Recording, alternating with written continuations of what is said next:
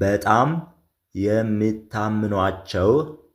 የምታምኗቸው ሰዎች አንዳንድ ጊዜ ሰላም እንደምን አላችሁ ውድ የኢትዮ ቲዩተር ዩቲዩብ ቻናላችን ቤተሰቦች ሰላምታዬ በያላችሁበት ይድረሳችሁ። እንኳን ደህና መጣችሁ ወደ ኢትዮ ቲዩተር ዩቲዩብ ቻናል። በዚህ ቻናል የተለያዩ መሰረታዊ የአማርኛና የእንግሊዝኛ ትምህርቶች እንዲሁም ደግሞ ለህይወታችን በጣም ጠቃሚ የሆኑ ትምህርቶችን የምታገኙበት ቻናል ነው ማለት ነው። ለዚህ ቤተሰብ አዲስ ሆናችሁ ሰብስክራይብ በማድረግ ቤተሰብ በመሆን በየጊዜው የሚለቀቁ መሰረታዊ ትምህርቶች ወደ እናንተ በቀላሉ እንዲደርሱ ማድረግ ትችላላችሁ ማለት ነው። ከዚህ በተጨማሪ ደግሞ እኛ ጋር ማጥናት መማር የምትፈልጉ ተማሪዎች አማርኛ፣ እንግሊዝኛ በአጭር ጊዜ ውስጥ በአጭር ወራቶች ውስጥ አውቃችሁ መውጣት የምትፈልጉ ተማሪዎች በታች ባስቀመጥንላችሁ ስልክ በኢሞ፣ በዋትስአፕ፣ በቴሌግራም እየደወላችሁ መመዝገብ መማር ትችላላችሁ ማለት ነው ቤተሰቦቻችን። ወደ ዛሬው ቪዲዮአችን ስንመለስ ደግሞ ከዚህ በፊት አንድ ቪዲዮ 10 የህይወት እውነታዎች የሚል ቪዲዮ ተመልክተን ነበር። ዛሬ ክፍል 2 ይዤላችሁ መጥቻለሁ ማለት ነው ቤተሰቦቻችን። ለህይወታችን በጣም ጠቃሚ የሆኑ ነገሮችን ነው የምንመለከታቸው ማለት ነው። 10 ነጥቦችን እናነሳለን። እነሱን ደግሞ እየጻፈን እያነበብን የምንሞክር ይሆናል ማለት ነው ቤተሰቦቻችን። ቀደም ብላችሁ ደብተርና እስክሪብቶ እንዳዘጋጃችሁ እርግጠኛ ሁኑ። አሁን ቀጥታ ወደ ቪዲዮ እንገባለን። እንግዲህ ውድ የኢትዮ ቲዩተር ቤተሰቦቻችን እዚህ ጋር እንደምትመለከቱት ወደ 10 የሚሆኑ በጣም አስተማሪና አሪፍ የሆኑ ሐሳቦችን ይዤ መጥቻለሁ ማለት ነው። ስለዚህ እናንተ ማድረግ ያለባችሁ ምንድነው? እያንዳንዱን እያነበባችሁ እንዲሁም ደግሞ እየጻፋችሁ ከህይወታችሁ ጋር እያገናኛችሁ ደግሞ ሐሳቡን እያገኛችሁ ነው የምትሄዱት ማለት ነው። እያነበብን ነው የምንሄደው። ከመጀመሪያው ነው የምንጀምረው። የመጀመሪያዊቷ ምን ትላለች? ገንዘብ ብዙ ችግሮችን ሊፈታ ይችላል፣ ግን ሁሉም አይደሉም። በጣም አሪፍ አያችሁ ቤተሰቦቻችን። ገንዘብ ብዙ ችግሮችን ሊፈታ ይችላል፣ ግን ሁሉም አይደሉም። በቃ ይሄ ትክክለኛው እና አንደኛው የሆነ የህይወት እውነታ ማለት ነው ቤተሰቦቻችን። ያው በዚህ ምድር እያለን ሁላችን የምንሮጠው ገንዘብ ለማግኘት አሪፍ ነገር አሪፍ ህይወት ለመኖር በቃ ከገንዘብ ጋር የተያያዘ ነገር ነው ህይወታችን አሳልፈን የምንሰጠው አይደለ? ሁላችንም ማለት አብዛኞቻችን ማለት አንችልም። ሁላችንም ሰው እስከሆነ ድረስ ገንዘብ አስፈላጊ ነው፣ ያስፈልገናል ጥሩ ህይወት ለመኖር እንደገና ደግሞ ጥሩ ነገሮችን ለመስራት አስፈላጊ ነው ገንዘብ። ግን አንዳንድ ጊዜ ደግሞ ገንዘብ የማይፈታቸው ችግሮች ይመጣሉ ማለት ነው። ምንድነው ማለት የፈለኩት? ገንዘብ ለብዙ ችግሮች መፍትሄ ሊሆን ይችላል፣ ግን ለአንዳንዶቹ አይሆንም ማለት ነው። ለምሳሌ ገንዘብ ጤና ሊያመጣ አይችልም። አያችሁ፣ ለምሳሌ ልብስ ሊገዛ ይችላል፣ ቤት ሊገዛ ይችላል፣ ግን ሰላም ሊያመጣ አይችልም። አያችሁ። ስለዚህ እንደዚህ አይነት ነገሮች አልጋ ሊገዛ ይችላል፣ ግን ጤንነትን እንቅልፍን ላይገዛ ይችላል። ገንዘብን ለሁሉም ነገር ጠበቃ አድርገን ወይም ለሁሉም ነገር መፍትሄ እንደሚያመጣ ነገር አድርገን ማሰብ የለብንም ማለት ነው። ያ ማለት ደግሞ አያስፈልግን ማለት አይደለም። 100% ገንዘብ በጣም አስፈላጊ ነው፣ ግን ከገንዘብ በላይ ደግሞ ከፈጣሪያችሁ ጋር ያለውን ሪሌሽንሺፕ ልታጠነክሩ ይገባል ማለት ነው ቤተሰቦቻችን። በጣም አሪፍ። የመጀመሪያዊቷ ሐሳብ ምን ትላለች? ገንዘብ ብዙ ችግሮችን ሊፈታ ይችላል፣ ግን ሁሉም አይደለም የሚል ሐሳብ ነው የተመለከትነው ማለት ነው። ውድ ቤተሰቦቻችን በጣም አሪፍ እንደምትወዷቸው እርግጠኛ ነኝ። አብዛኞቻችሁ 10ሩም ነጥቦች ወይ ቦታቸው ላይ የምትለማመዷቸው ወይም ከዚህ በፊት ተለማምዳችሁ ያዩዋቸው አይነት ሐሳቦች ስለሆኑ በእያንዳንዱ ላይ ትኩረት ሰጥታችሁ እንድታዳምጡ እንድታነቡ አበረታታችኋለሁ። ከዚህ በተጨማሪ ደግሞ እንደተለመደው እዚህ ቤተሰብ በጣም የወደዳችኋትን ሐሳብ ኮሜንት ላይ እየጻፋችሁ ነው የምትወጡት ማለት ነው። 10 ነጥቦች አሉ። ከ10ሮቹ አንድ ሐሳብ ወይም ሁለት ሐሳብ ይበልጥ የወደዳችኋትን ሐሳብ ኮሜንት ላይ እየጻፋችሁ ትወጣላችሁ ማለት ነው ቤተሰቦች። በጣም አሪፍ። አሁን ደግሞ ወደ ሁለተኛ እናመራለን። ሁለተኛይቷ ሐሳብ እችን ትመስላለች። እቺኛዋንም ሐሳብ ደግሞ ከኔ ቀደም ብላችሁ ታነባላችሁ፣ ከዛ አብረን የምናነብ ነው የሚሆነው ማለት ነው ቤተሰቦች። በጣም አሪፍ። ኦኬ ምን ትላለች? ሌሎችን ስትረዳ ምላሽ ከነሱ ጠብቀህ ከሆነ ዋጋ የለውም። አያችሁ፣ በጣም አሪፍ።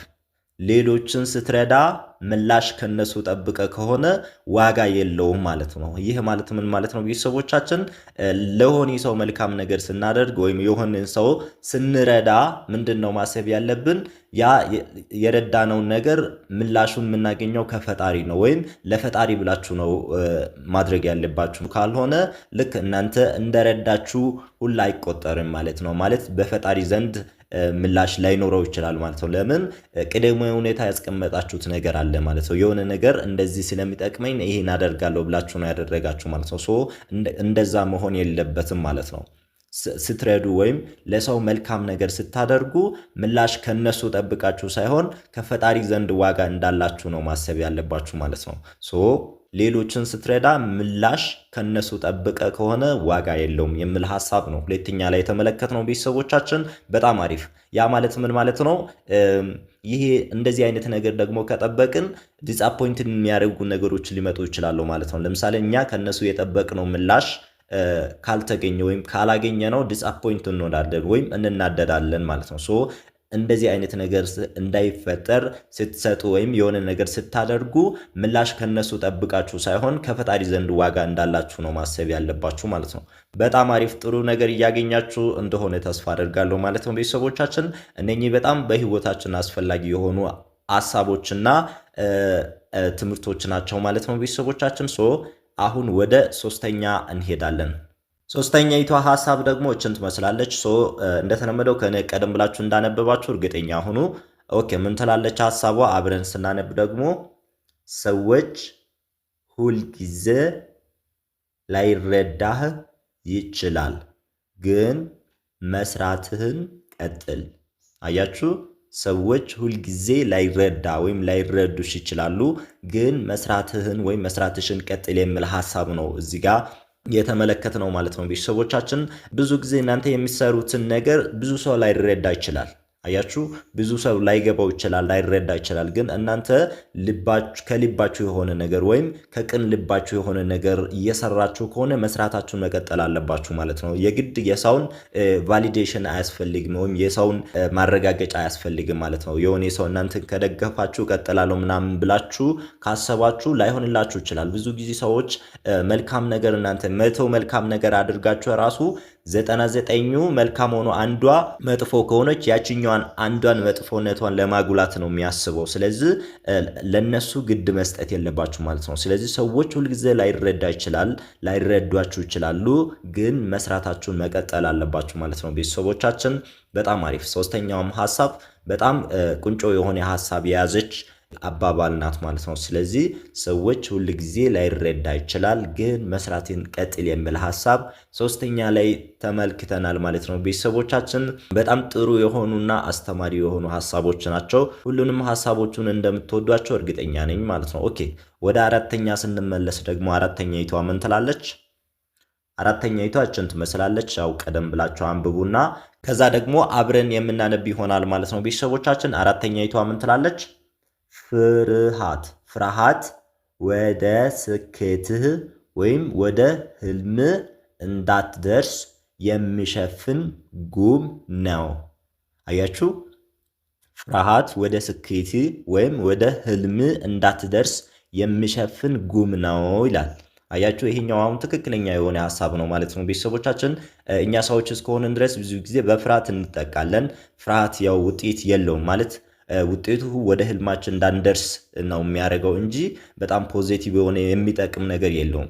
ብዙ ጊዜ ፈርተን ከሆነ ነገር ልንድን እንችላለን፣ ከሆነ ውድቀት ልንድን እንችላለን። ግን እሱ ከመቶ አንድ ጊዜ ነው። ግን ብዙ ጊዜ ፍርሃት የሚያመጣው መጥፎ ነገሮችን ነው እንጂ መልካም ነገሮችን አያመጣም። ያ አሁን ሐሳቡን ስንመለከት ምን ማለት ነው ቤተሰቦቻችን?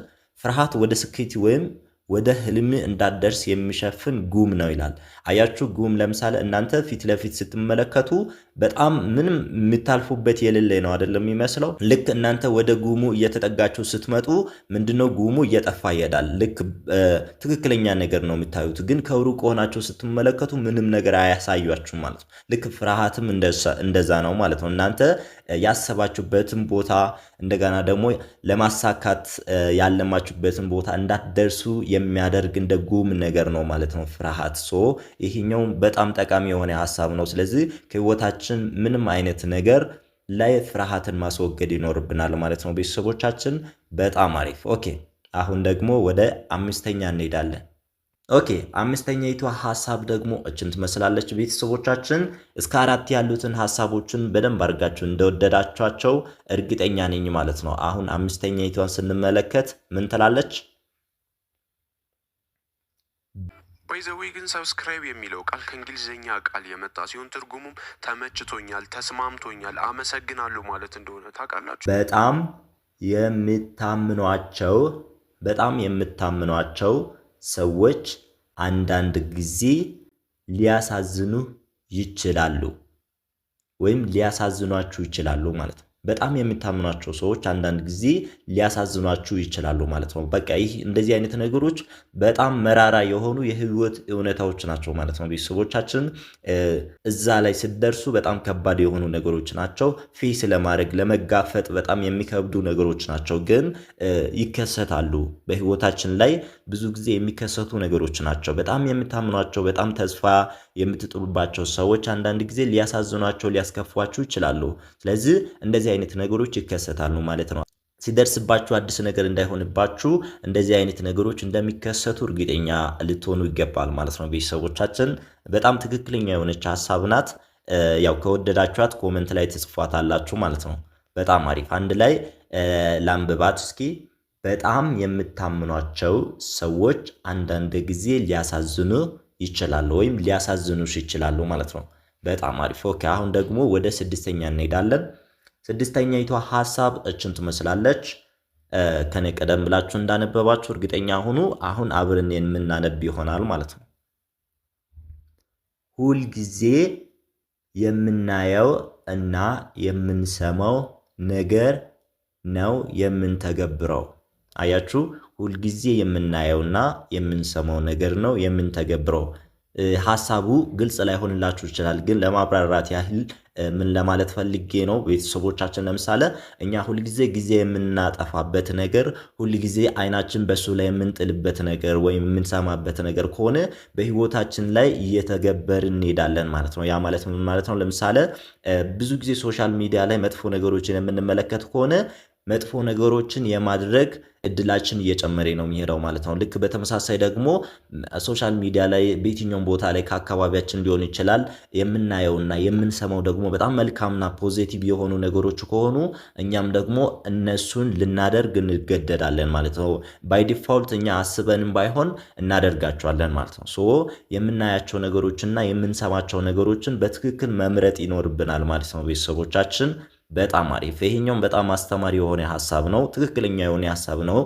አስበን ላናቀው እንችላለን። እንደዚህ አይነት ነገሮች ይሆናሉ ብለን ላናስበው እንችላለን፣ ግን በትክክል የሚሆኑ ነገሮች ናቸው ማለት ነው። ስለዚህ አዘውትረን የምናያቸውና የምንሰማቸው ነገሮችን በህይወታችን ላይ የመተግበር እድሉ በጣም ከፍ ያለ ነው ማለት ነው ቤተሰቦቻችን።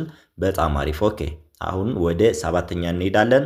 እስከ 6 ያሉትን ሐሳቦችን እንደወደዳችሁ እርግጠኛ ነኝ ማለት ነው። አሁን 7ኛይቷን እንመለከታለን። እችን ትመስላለች ሐሳቧ።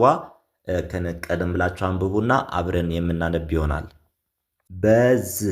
በዚህ ዓለም ማንም ለዘላለም እንደማይኖር ሁልጊዜ አስታውስ።